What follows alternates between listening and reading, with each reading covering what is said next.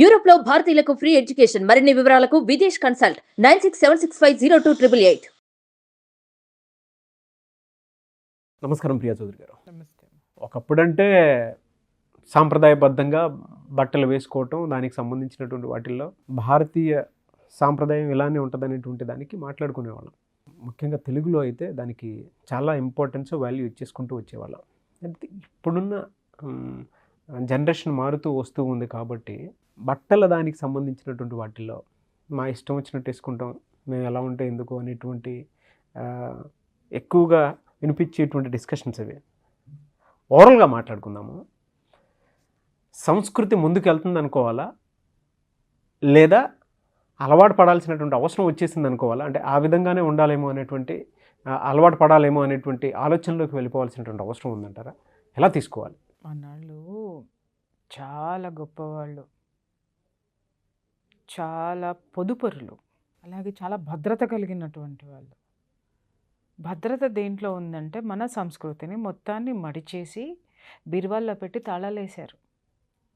పంచెలు, తర్వాత లుంగీలు, తర్వాత ఇంకేదో ఉంది కదా, అవి మగవాళ్ళు. ఆడపిల్లల సంగతి ఇంకా మనం ఎన్నిసార్లు మాట్లాడుకున్నా అది చెప్పనవసరం లేదు. ముఖ్యంగా నేను ఇవాళ మాత్రము ఆడవాళ్ళ నైటీల గురించి మాట్లాడినప్పుడు మగాళ్ళు విపరీతంగా పాపం భార్యలకు పంపించారు, మారారు, చాలా థ్యాంక్స్ చెప్పారు నాకు. ఇప్పుడు మీ గురించి మాట్లాడే అవకాశం నాకు వచ్చింది. నాగరాజు గెలికాడు, సంబంధం నాకు లేదు, ఏదన్నా ఉంటే నాగరాజుని వేసుకోండి, నాకు సంబంధం లేదు. మగాళ్ళ గురించి మాట్లాడతా. ఇప్పుడు ఒక అపార్ట్మెంట్లో అందరం ఉంటాం. ఇప్పుడు ఇరుగు పొరుగు అనేటటువంటి వాళ్ళు ఉంటారు. ఉన్నప్పుడు మనకంటే వయసులో పెద్దవాళ్ళని మనం చాలా గౌరవిస్తాం, చాలా హుందాగా చూస్తాం, ఆ గౌరవం ఇస్తాం కదా. కొంతమంది ఒక్కొక్కసారి వాళ్ళ ఇళ్ళకి వెళ్ళాలంటే ఇబ్బంది వస్తుంది. పొద్దున్నే లెగిస్తే అన్నయ్య అని పిలుస్తామో, లేకపోతే అంకుల్ అని పిలుస్తామో, లేకపోతే బాబాయ్ అని పిలుస్తామో, మావయ్య అని ఏమన్నా సరే ఒక వరస, లేకపోతే సార్ అని పిలుస్తామో, చెడ్డీలు వేసుకుని తిరుగుతూ ఉంటారు. దాని పేరు షార్ట్స్.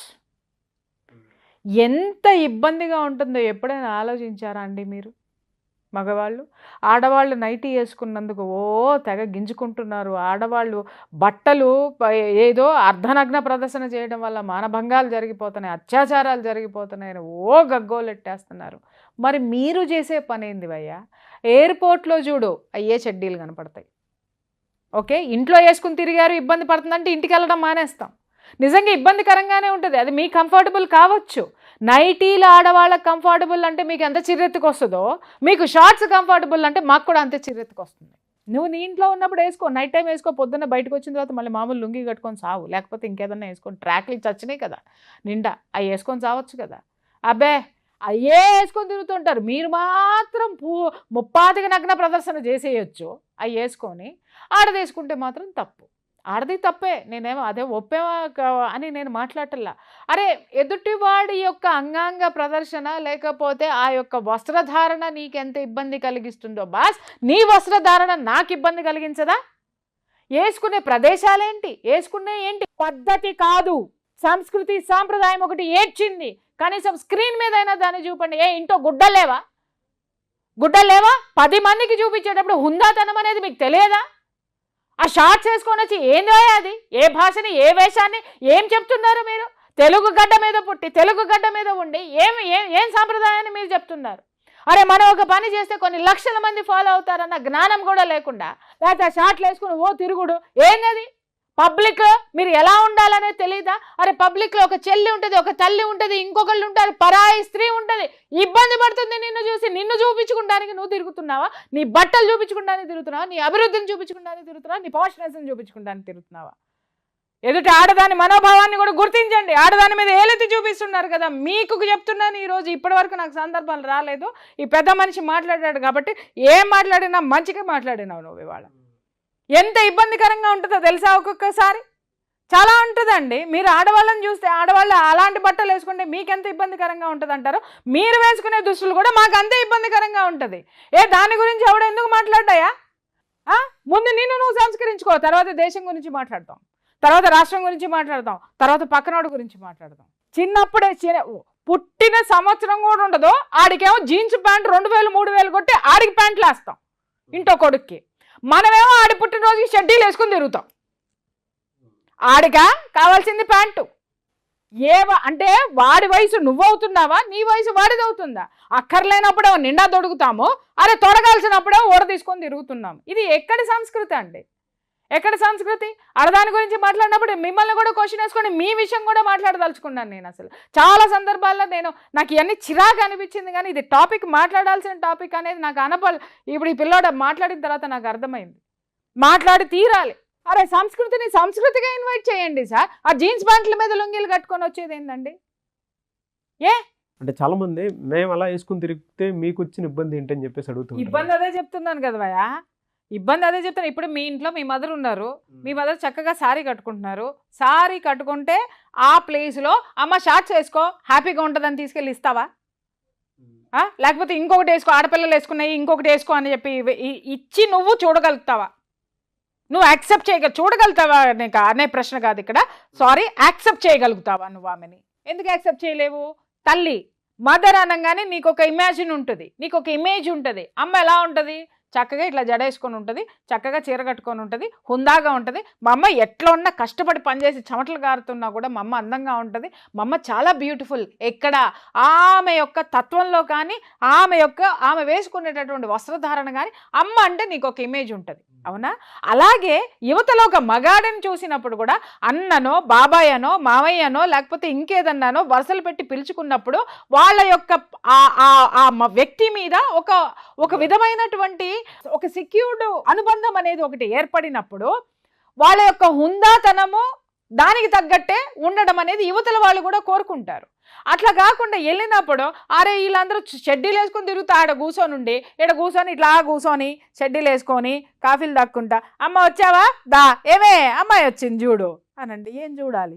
ఇబ్బందిగా ఉంటుంది లోపలికి వెళ్ళడానికి, లేదా ఇబ్బందిగా ఉంటుంది అక్కడ కూర్చుని లేదా ఆయనతోటే ఏదన్నా పని ఉంది అనుకుందాము, అన్నయ్య గారు మీరు ఏదో చెప్పదంటే ఇది ఉంది కదా కొంచెం నాకు ఈ పని చేసి పెట్టండి అని వెళ్ళి అడగాలి అని అంటే కొంచెం మొహం ఇట్లా పెట్టుకొని అడిగి మాట్లాడి యువతలకి రావాల్సినటువంటి అవసరం. పరిస్థితులు ఎంత ఇబ్బందికరంగా ఉంటుందో తెలుసా అండి? అంటే ఇవాళ ఎవడో అడగట్లేదు, ఎవడో మాట్లాడటలేదు అనుకోకండి. అందరూ తేలుగుట్టిన దొంగల్లాగా కూర్చొని ఉన్నారు, లేదా అందరూ నివురు కప్పిన నిప్పుల్లాగా ఉన్నారు. ఏదో ఒక వాయిస్ బయటకు వస్తే ఖచ్చితంగా వాళ్ళ అభిప్రాయాలు అనేది మాత్రం కింద ఉంటే, నిజంగా చెప్తున్నానమ్మా, మీ ఉమెన్ లేడీస్ ఎవరైతే ఇలాంటి ఇబ్బందులకు గురవుతున్నారో కింద కామెంట్ బాక్స్లో రాయండి. ఎవరైతే అబ్జెక్ట్ చేస్తున్నారో వాళ్ళందరూ కామెంట్ బాక్స్లో రాయండి. కనీసం అప్పుడన్నా వీళ్ళకి జ్ఞానం అనేది కూడా వస్తుంది. ఇవాళ ఆన్ స్క్రీన్ కనిపించేటప్పుడు నీ పద్ధతి ఎలా ఉండాలి, నీ సంస్కృతి ఎలా ఉండాలి, నీ డ్రెస్సింగ్ ఎలా ఉండాలి, అది మానేసాం. ఇష్టం వచ్చినట్టు కొన్ని వీడియోస్ చూస్తాను కదా, మామూలుగా ఈ యూట్యూబర్స్ ఉన్నారు కదా, వాళ్ళు కూడా అంతే నైటీలు వేసుకుని వీడియోలు చేస్తారండి. ఇది ఎక్కడ ఘోరం అండి?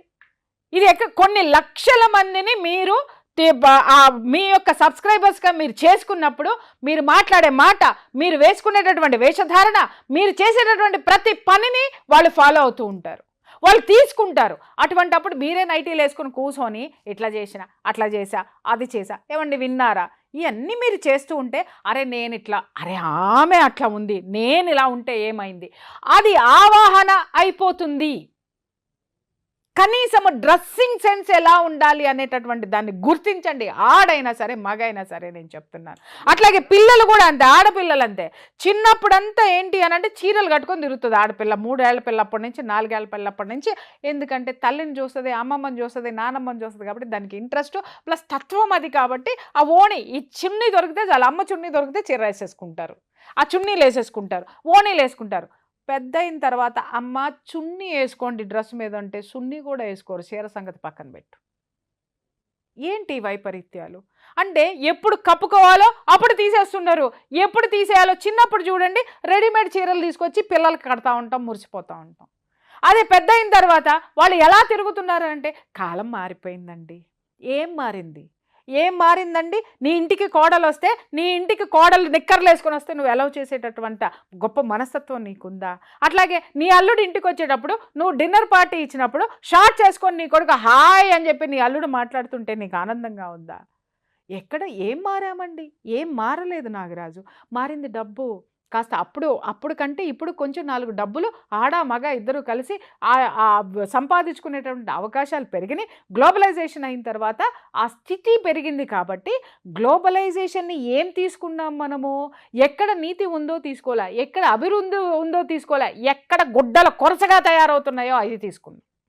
ఉన్నతమైనటువంటి భావాల్ని, ఉన్నతమైనటువంటి వ్యక్తిత్వాల్ని మనము ఫాలో అవ్వడం మానేసి ఏవైతే కొరచగా అయిపోతున్నాయో, ఏవైతే మినిమమైజ్ అయిపోతున్నాయో, ఏదైతే కుచించుకుపోతున్నాయో, కుచించుకుపోయే మనస్తత్వాల్ని, కుచించుకుపోతున్నటువంటి బట్టల్ని కూడా మనం ఇన్వైట్ చేసుకుని లోకం మారిపోయింది అని నువ్వు మాట్లాడుతున్నావే. అరే నీ కూతురు వేసుకునేటటువంటి బట్టలు నీ కోడలు వేసుకుంటే నువ్వు యాక్సెప్ట్ చేయవే. అలాగే నీ కొడుకు వేసుకుని తిరిగేటటువంటివి నీ అల్లుడు వేసుకుని తిరిగితే యాక్సెప్ట్ చేయవే. లేదా పక్కింటాడు వచ్చి ఎదురుకుండా చూస్తే పక్కింటి హక్కులు ఇంతలో నిక్కర వేసుకొని వచ్చి ఎదురుకుండా వచ్చి మాట్లాడితే నువ్వు యాక్సెప్ట్ చేస్తావా? నీకు ఇబ్బందిగా అనిపించదా? అరే ఎందుకో పక్కింటి వాడు వేసుకున్నవి నీకు ఇబ్బంది కలిగింది, నీ ఇంట్లో ఎందుకు ఎంకరేజ్ చేస్తున్నావు? ఎందుకు ఎంకరేజ్ చేయాలి ఇలాంటివన్నీ? కాబట్టి వ్యక్తిగతమైనటువంటి ఆ విలువల్ని పాటించాలి నాగరాజు గారు. వ్యక్తిగతంగా గౌరవం ఇవ్వడం అనేటటువంటి నేర్చుకోవాలి. ఆ గౌరవం మాటలో ఎలా ఎక్స్పెక్ట్ చేస్తామో, ప్రవర్తనలో ఎలా ఎక్స్పెక్ట్ చేస్తామో, బట్టల్లో కూడా 100% ఉంటుంది. ఈ మధ్య చాలా చూస్తున్నాను నేను, వేసుకునే బట్టల్లో గౌరవం ఉండదా? మాట్లాడేవాళ్ళు కరెక్ట్గా మాట్లాడండి. ఖచ్చితంగా గౌరవం ఉండి తీరుతుంది. అలాగని చెప్పి బట్టలు లేని అమ్మాయికి వ్యక్తిత్వం ఉండదా అని మాట్లాడకండి. వ్యక్తిత్వం వేరు, గౌరవం వేరు ఇక్కడ. ఎందుకంటే ఉన్నతమైనటువంటి వ్యక్తిత్వాలు చాలా మందిలో మనము వేషధారణ చూసి వ్యక్తిత్వాన్ని మనం కొలవలేం. కానీ గౌరవం అనేది మాత్రం ఖచ్చితంగా ఎదుటి వాడిలో క్రియేట్ చేయగలుగుతాం మన వేషధారణతో. మీరు మాట్లాడుతుంటే నాకు సుధామూర్తి గారు గుర్తొస్తున్నారు. ఆవిడికి బీరువాలో 12 చీరలో 10 చీరలో ఉంటాయి. ఆవిడ ఎన్ని వందల కోట్ల వేల కోట్ల రూపాయలకు అధిపతి, ఎన్ని వేల లక్షల మందికి ఆవిడ ఉద్యోగాలు ఇచ్చి లక్షల్లో జీతాలు ఇచ్చి పోషిస్తున్నటువంటి ఆవిడ తలకి డై వేసుకోరు. ఆవిడ యొక్క న్యాచురల్ దీని అంటే ఆవిడలాగా ఉండమని నేను అన్నానండి. మీరు ఉన్నతమైనటువంటి మారిపోయింది అంటున్నారు కదా, ఇన్ని వేల కోట్లు వచ్చిన ఆవిడెందుకు మారలేదండి? మరి నారాయణమూర్తి గారు ఆయన ఎందుకు షెడ్డీలు వేసుకుని తిరగట్లేదండి? ఆయన ఎందుకు పబ్లిక్లోకి ఇలా వచ్చి ఈ మిడి నడమంత్రపు సిరిని మిడిమిడి వీటిల్ని ఎందుకు చూపించట్లేదండి? ఎదిగిన కొద్దీ ఒదిగి ఉండాలి నాగరాజు. అన్నీ ఉన్న ఇస్తరాకు అణిగిమణిగి ఉంటుందే, ఏమీ లేని ఎగిరెగిరి పడద్దంట. జ్ఞానం ఉన్నవాడు ఎప్పుడూ కూడా అన్నీ ఉన్న ఇస్తరాకులాగా అణిగే ఉంటాడు. ఎందుకంటే జ్ఞానం అనేటటువంటి బరువు వాడి మీద ఉంది కాబట్టి, దాన్ని వాడు కాపాడాల్సిన బాధ్యత ఉంది కాబట్టి, అతడైనా ఆమైనా సరే.